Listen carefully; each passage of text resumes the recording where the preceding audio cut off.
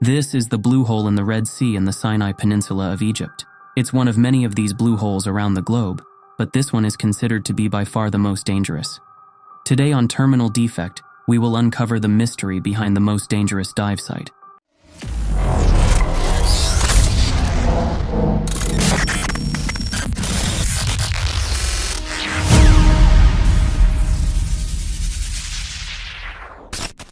This is Tarek Omar. Professionally, he is a technical diver and teacher.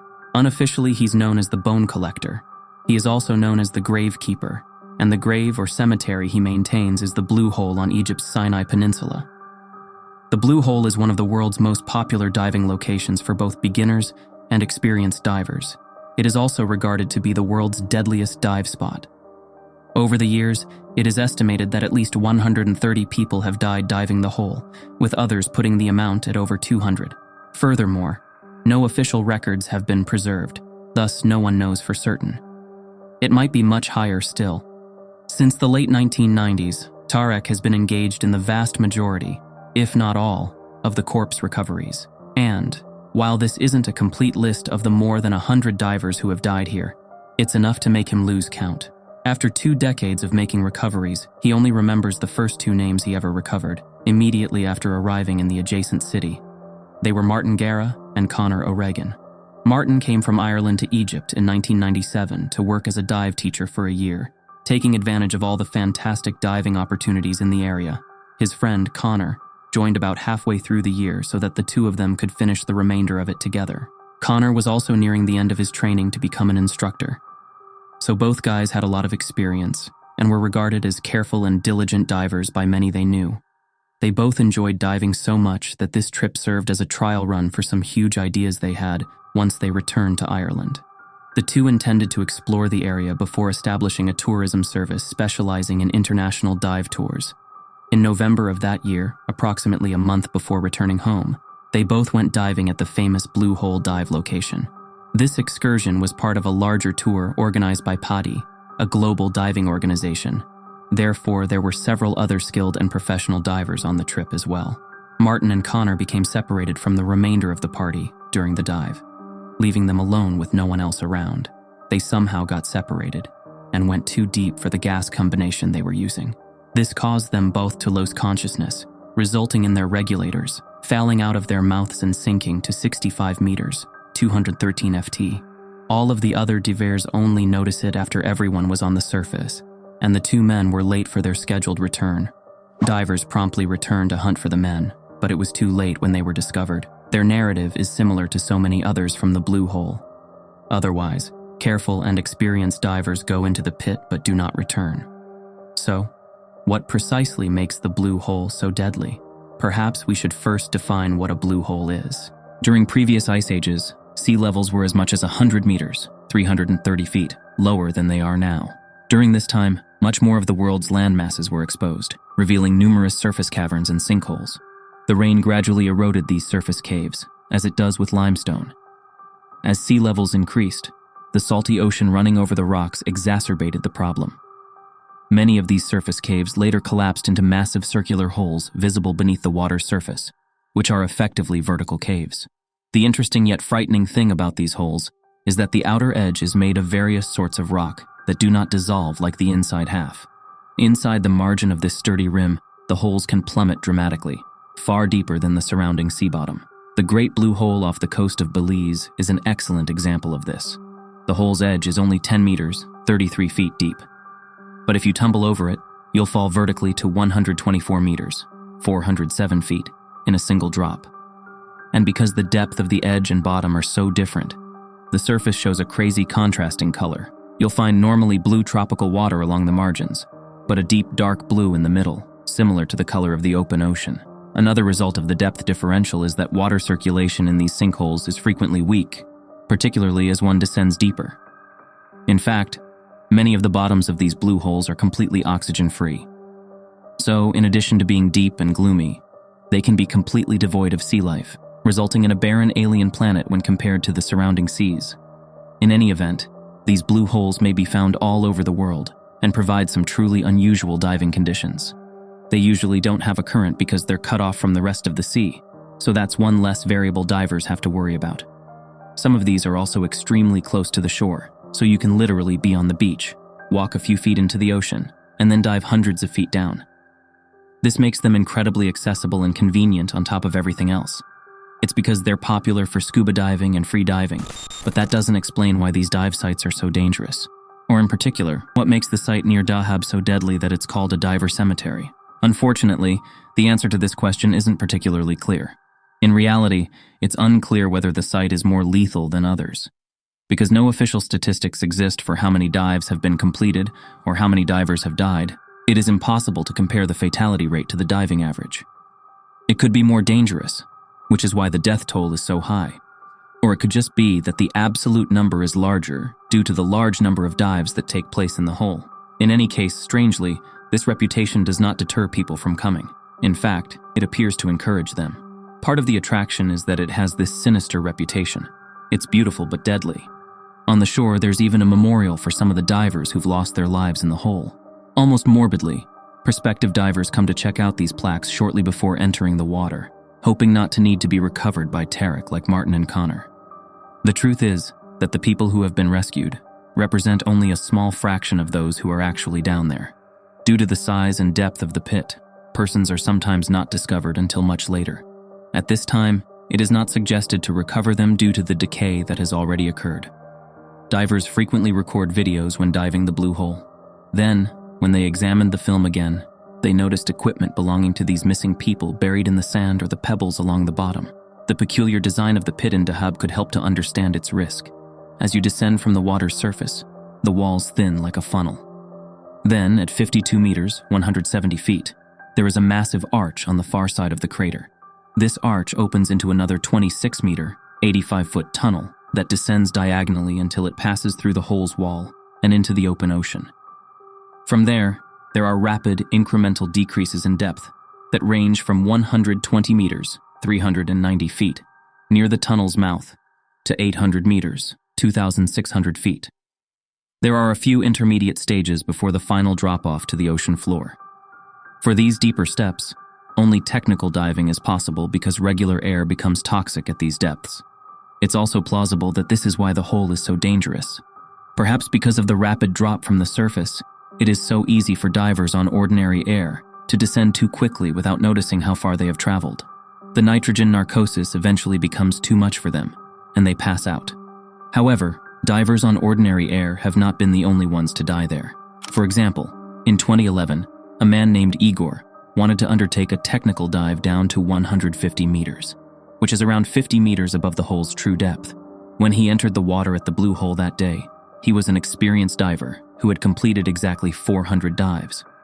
First, he got into the arch at 50 meters. Then at 90 meters, he passed another man who recalled thinking that Igor looked shaky, but that he gave him the okay signal anyway.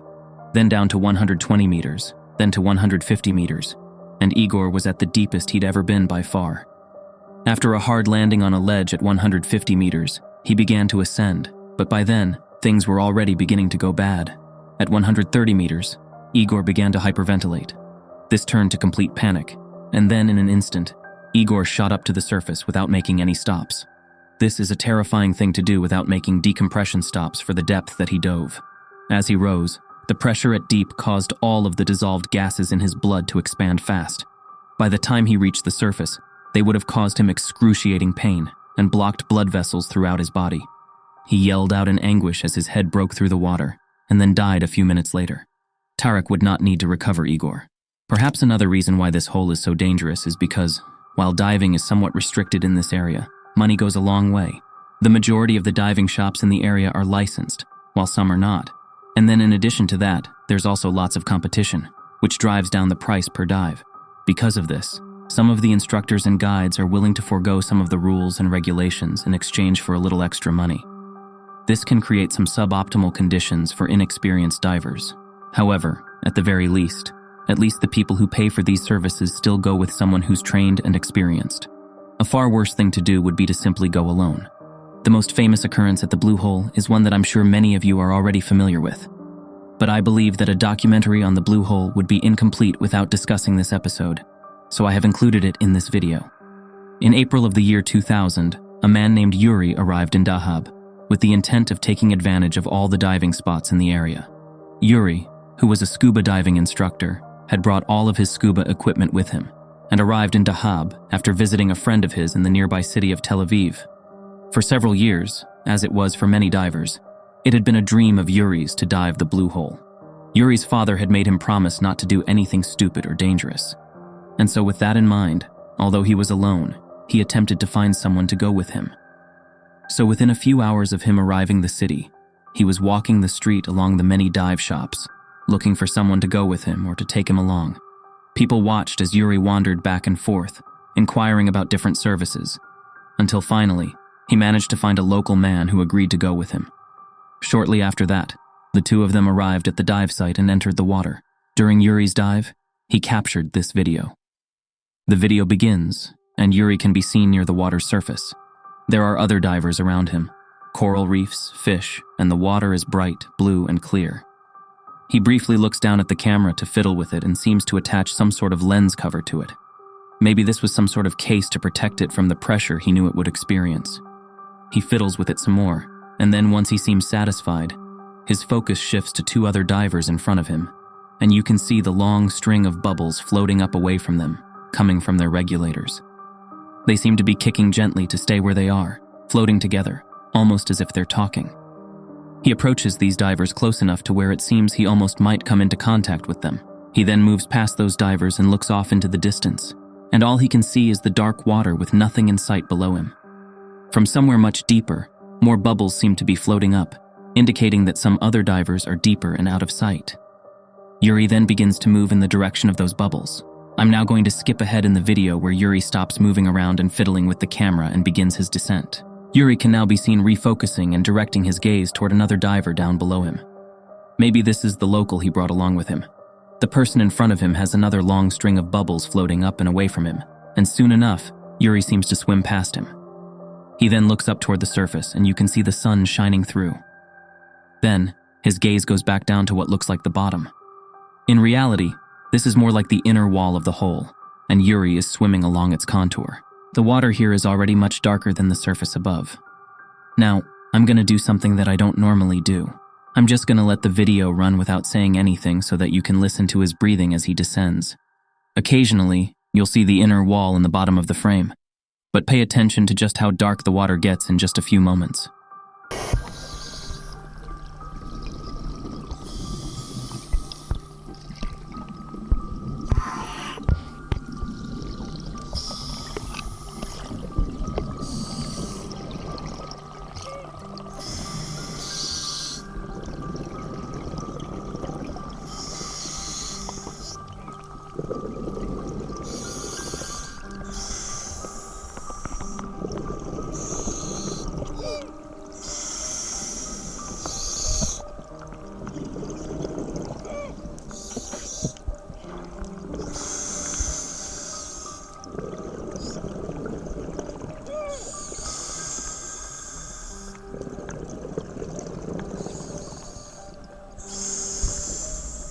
Now is maybe a good time to mention that Yuri is only using regular air.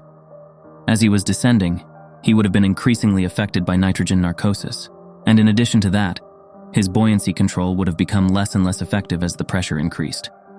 The water is already so dark that it's unbelievable. Right here, he looks at his dive computer to check his depth, and it reads 81 meters or 265 feet. Regular air isn't recommended below 40 meters. Yuri is almost twice as deep as that. For the next few moments, you're going to see him struggle along the bottom of whatever ledge he's come to rest on, and it's unclear how aware he is of what's happening. In a second, you're going to hear the hiss of air as he tries to inflate his buoyancy control device.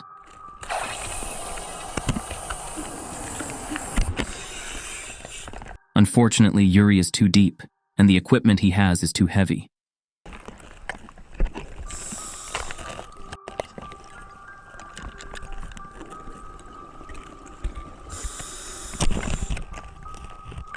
He struggles around for another few moments, possibly desperately trying to swim up, but it's already too late.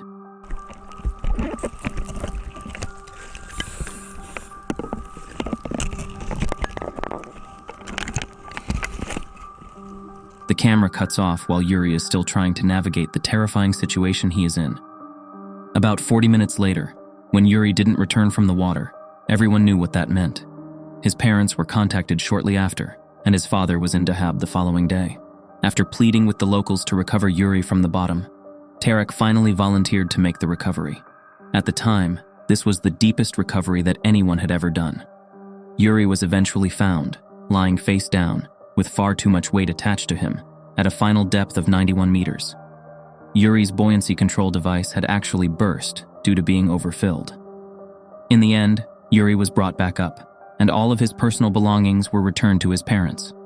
This included the camera, which at the time Tarek didn't know was still functional. It was only rated for a depth of 75 meters, so he assumed it had broken, and any footage wouldn't have been captured.